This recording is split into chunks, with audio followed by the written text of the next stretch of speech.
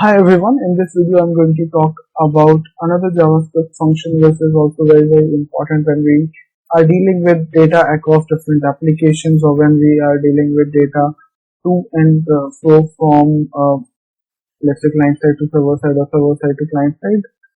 So let's take a look about how that particular function works, and I'm going to declare a JavaScript object first, and this is how we declare an object in JavaScript.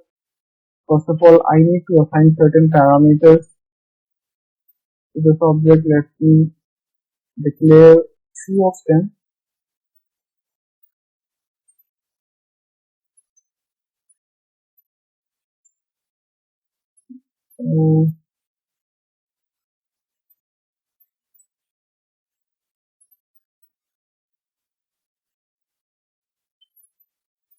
So now my JavaScript function contains two different parameters, and if I have to check what this object contains, let's say I do not have the luxury to declare these variables as it is.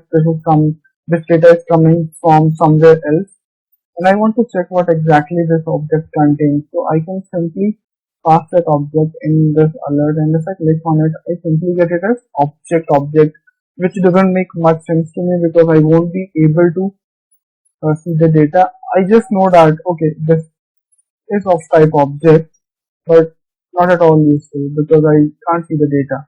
So if I have to see the data, I will use a function called JSON.stringify.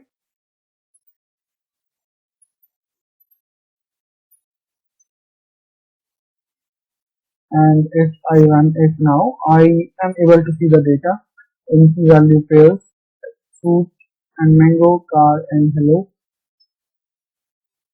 Now this is my data in the string format.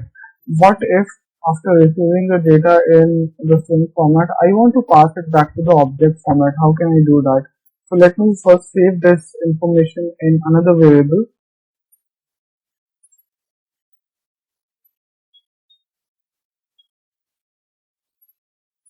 So now this will contain the data in the string format as expected, and if I want to, let's say, pass it back to the object form, then I can simply do it by using JSON.parse.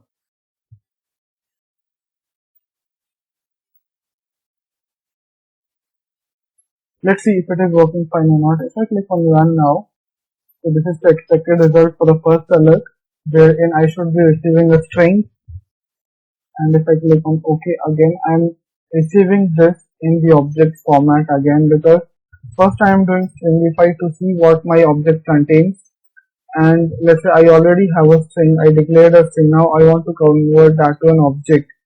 So I can simply use JSON.parse function. So we are discussing two different functions here. First one is JSON.stringify and the second one is JSON.parse. First function converts an object to a string format, and the second one simply converts it back to the object format. Also, let's see how I can read a particular data from this object. Let me add one more alert. Let's see, I want to read what is there in the car. So I can simply use the object name dot parameter name, and I will be able to see the value of that particular parameter. If I click on run, I get the actual value.